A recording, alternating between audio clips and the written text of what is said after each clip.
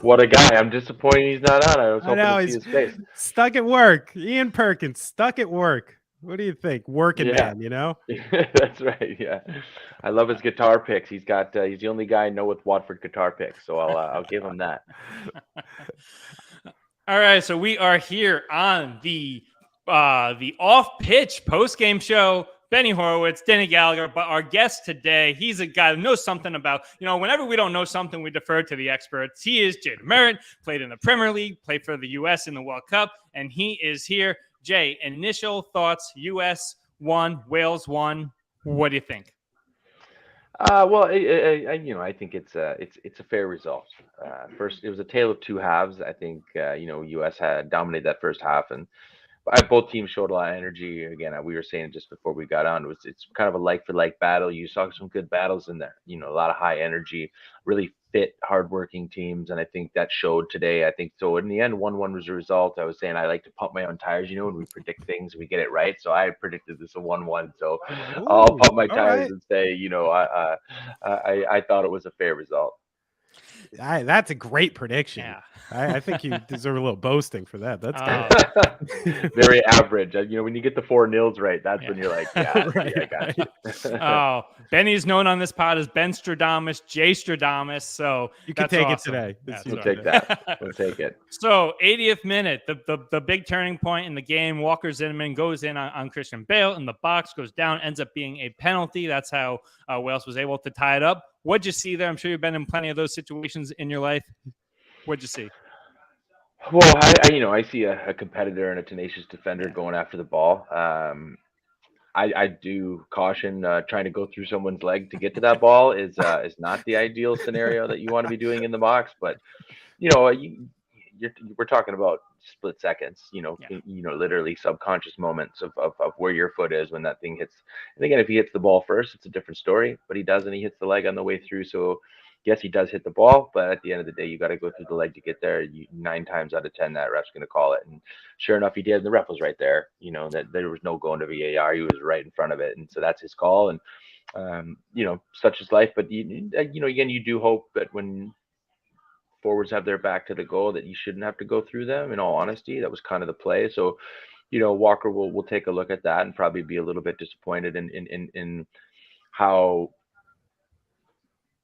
anxious he was to get to that ball. But that being said, again, we're talking the split seconds, and I thought other than that, our defense played very well. I thought those guys as a tandem in the Riemann and Zimmerman partnership was good.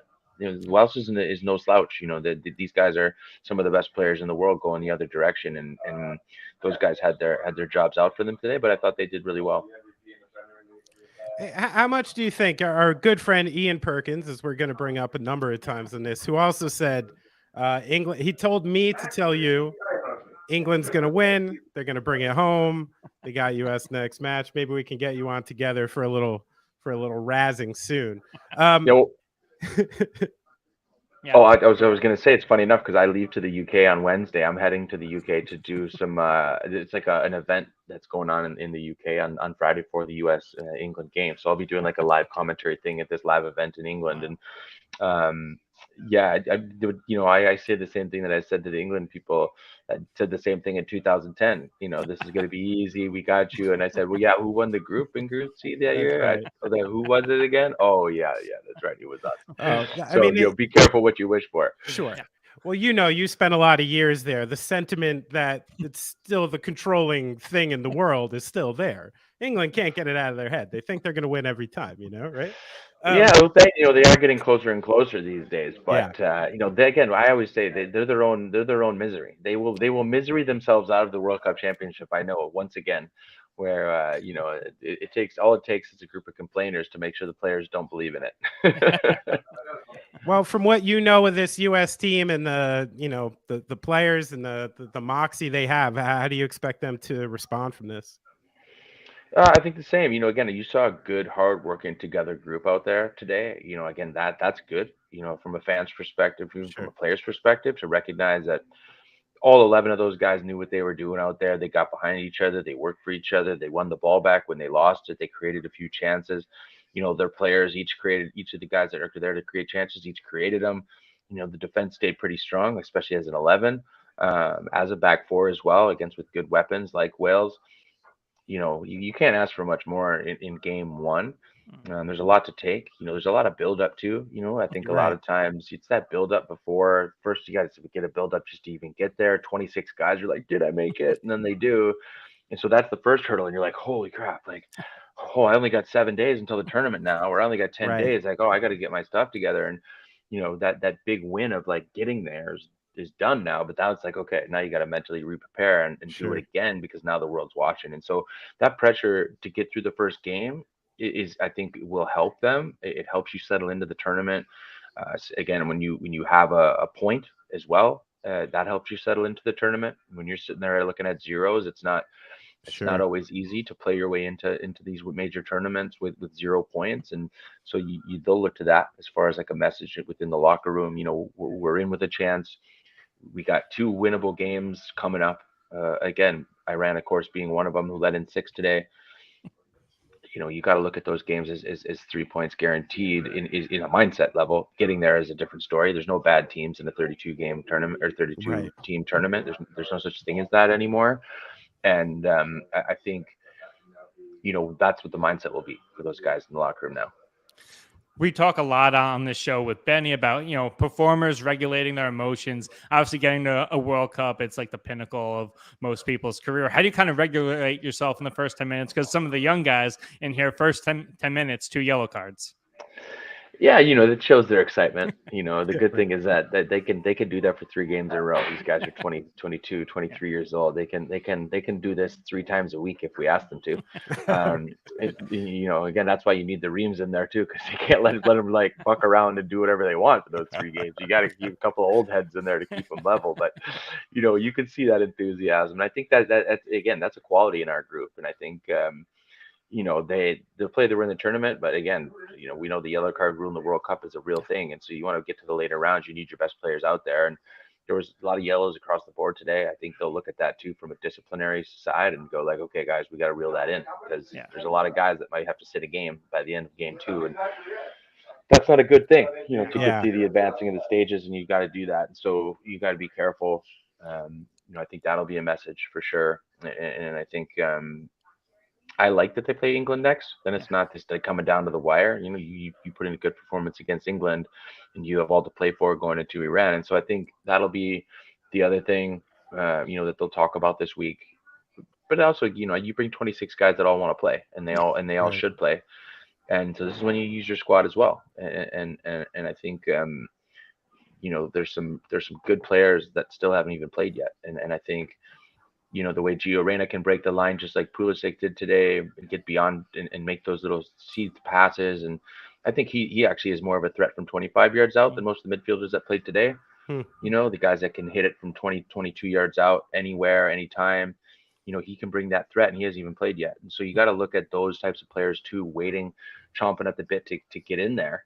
Sure. And I think, again, that's the other thing Greg will be saying. You guys that didn't play today, you got a full tank, so let's just make sure that come Friday, and I think he'll make a few changes, and I think all to play for, which is exciting.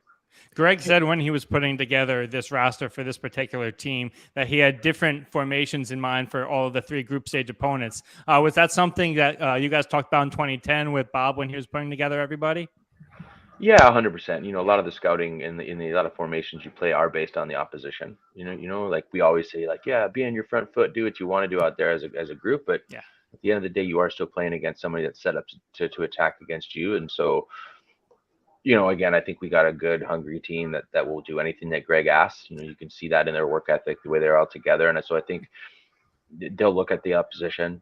They'll want to counter against a team like England. They'll have good, fast wingers that are creating a lot of chances moving forward. So, if you can stay solid as an 8, you can let the Pulisics and the Reynas and the guys in the Weahs that can really get beyond on a counter, against a team like England. I think that'll be the setup, as far as how they play into the England game. And again, we are set up as a team to do that and to play that kind of counter-attacking style, staying behind the ball, using the engines of the Aaronsons and the Adams and these guys. These guys will run for 15 miles. They don't care. And at the end of the day, they'll just do whatever's required. And so again, that's what I look at. I look at it as an exciting thing moving into the later parts of the round. to be a kid again. Exactly. I run in circles with one Achilles now, but those were the days. I play drums with a torn meniscus. I don't know what happens anymore. So Ian says the World Cup is what makes you really see new stars and really see where they come from. Who's somebody maybe from the U.S. team and also from the international pool that you're eyeing for sort of a breakout in this tournament? I mean, I do like Tyler Adams. I think he's not that he's breaking out, but he hasn't really been on show that much over the last couple of years. Again, he's just coming through. He's finding his feet as a leader, at the highest level now in the Premier League, and I think those are the types of guys that have the intangibles to be superstars in this game. And again, all those pieces that he's been working for are in place now. But now again, this is the time where you're the American captain. You're going out there, you lead your team to a spirited performances, and you're the next you're the next thing that people will care about. And the growth of soccer in North America is still growing massively. Yeah. Every 4 years we get an opportunity to really create that next wave of what North American soccer and US soccer in particular is. And I think it's guys like him that are going to really continue to help advance the game. Danny? No? Yeah. So in 2010, we talk a lot on this pod with like touring and like athletes and stuff like that. The all tour team, the guy who can live in a van for 2 months. In 2010, you guys were driving all around South Africa, which way and that way. I bet you wish that the area between where your home camp was and the stadium was about the size of Connecticut.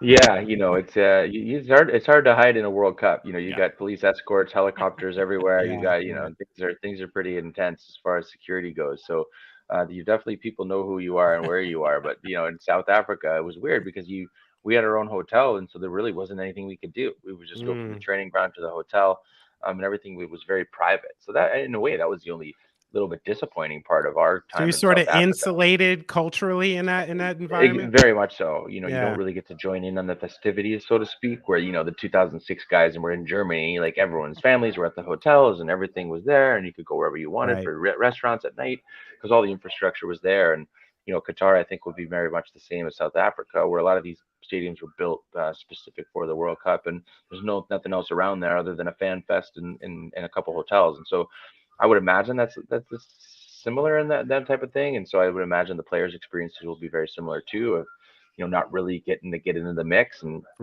again, I'm an in the mix kind of guy, so that's kind of where I was maybe a little bit disappointed. Some people just really like going back to the hotel rooms and staying really focused on the task at hand. But I would, I'm a social being. I always was, and I loved seeing my family and hanging out because it just put it all into perspective for me, and it really helped me. When it was time to work, we worked, but when it was time to enjoy the experience, I was able to do that too. Do you think that's a bit of a misconception in sports in general? This idea that, like, all right, you lost a game, go back to your hotel room for the next 14 hours, rest, think about it. And you're not, the athlete I want unless you're doing that. If you go out and get a drink, settle your mind, make yourself feel better, all of a sudden you're not doing enough. Do you think this is like a false equivalency in sports in general? I do. I do, in all honesty. Again, I because I'm cut from that other cloth, again, I found so much value, even as a captain, having a pint with the fan after the game, or they come up and they buy you a shot and you're just at a bar and you're hanging out with your family. Like, for me, that's culture. And culture is something that I think is very undervalued in this game. And I think it's what drives it. And we're taking a lot of that culture away, over the years. But again, if I'm sitting there having a shot and somebody's posting that I'm some jerk that didn't take his shot, and then I'm a dick, and then all these things, like, am I going to take that risk? I don't know, because I got 14 cameras in my face saying whatever the hell they want to about me. Like, it's a different world now, and that's the disappointing part for me, who comes from that world, who loves that world, but it's like, actually, I don't even know if I would be doing that these days. So it's kind of one of those things. I think is a question to the players, but you are the culture you create, and I think losing the fans or separating them or segregating yourself from them as an athlete, I think, is a big mistake always. Sure. Do you ever have a drink with Harry the Hornet? Oh yeah, I've had a few dance off with Harry. I've done a couple. Harry's one of the best dancer mascots I've ever seen in my life. All right.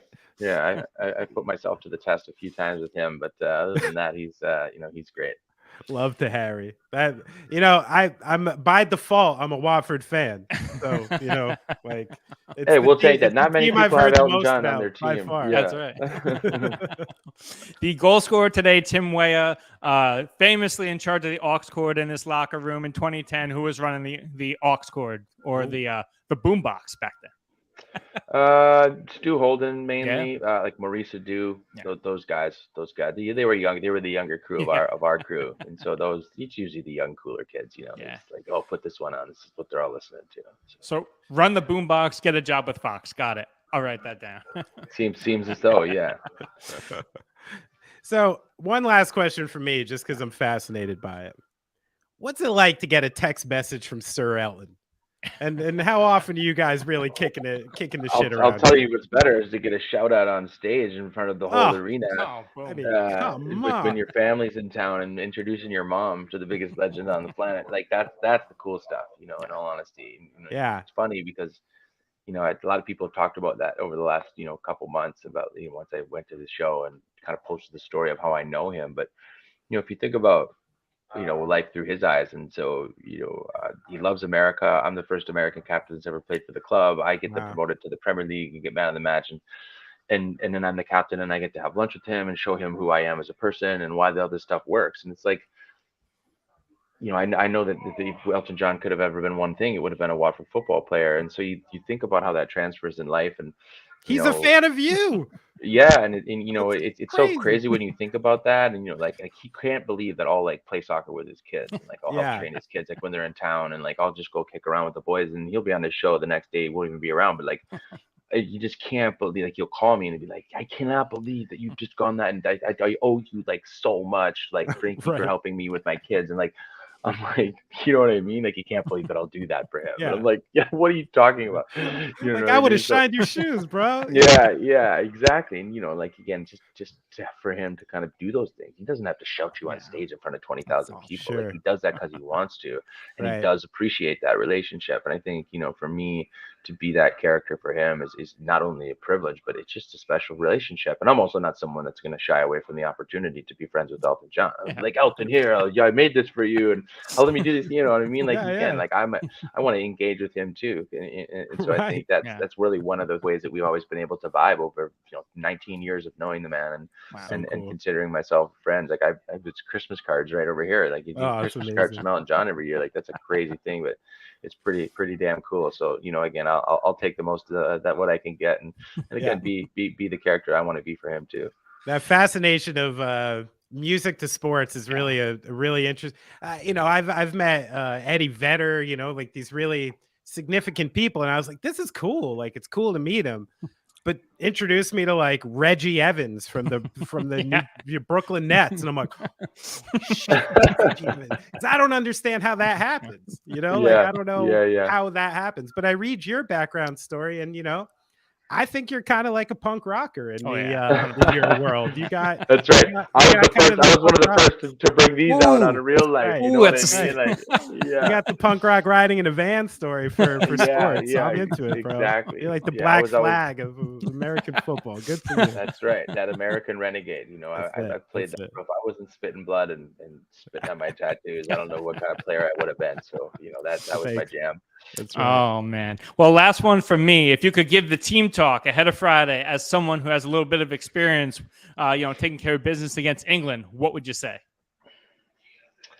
I mean, for me, it's just about making the most of opportunities, and number one opportunity is that every opportunity in a World Cup is yours, and so if you can, what better stage than to go and show the type of team that you are, and show the world that America as a country is someone that can compete for World Cup championships, get to the later rounds. Like all these guys believe that because they all play for clubs that believe in that mindset that they can be the best in the world at whatever league they're in. And 10 of the 11 guys out there play in those leagues and understand what that's like. And so I think when you combine that as a country, and you can go and play for the colors on your shirt, it ups the purpose a little bit more. And having that opportunity as a team to do that, having a group come together, but really making the most of it is the attitude and the mentality you need to bring.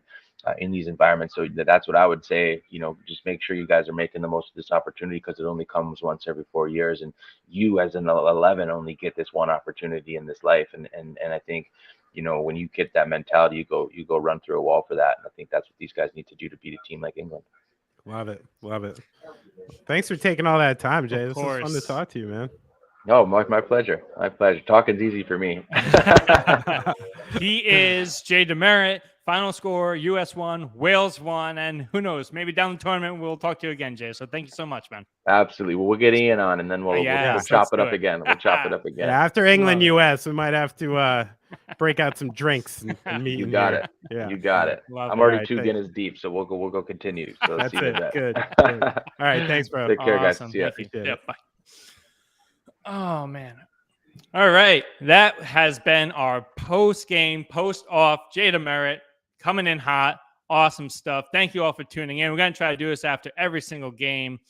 Benny, any final thoughts on the interview, on Jay, on the game? Oh, Jay's fantastic. Yeah. Great story. I love really, this is like the Henry Rollins of American soccer. It's great. Yeah. No, I really enjoying the tournament. Get it going here. England's looking a little too good. I don't want Ian Perkins coming in too hot, but no, things are looking great. Can't wait for the rest of it, man. Let's go. His documentary, Rise and Shine, go catch that. That's on Amazon. Absolutely great. But yeah, playing ways to get in contact with the show. You can email us, tuneuppodcast@gmail.com. Follow us on all the social platforms, TuneUpHQ on Instagram. Heck, we're even on Twitter still, TikTok, all the things. He is at Benny Horowitz. Jay is at, D6 Merit on Instagram and Twitter. Nice. I'm at Deny Gallagher on Instagram. Benny, anything else? Let's enjoy the show. The show has ended. Go in peace. Thank you, Jay. Go USA, go. Until next time, this has been the Tune Up.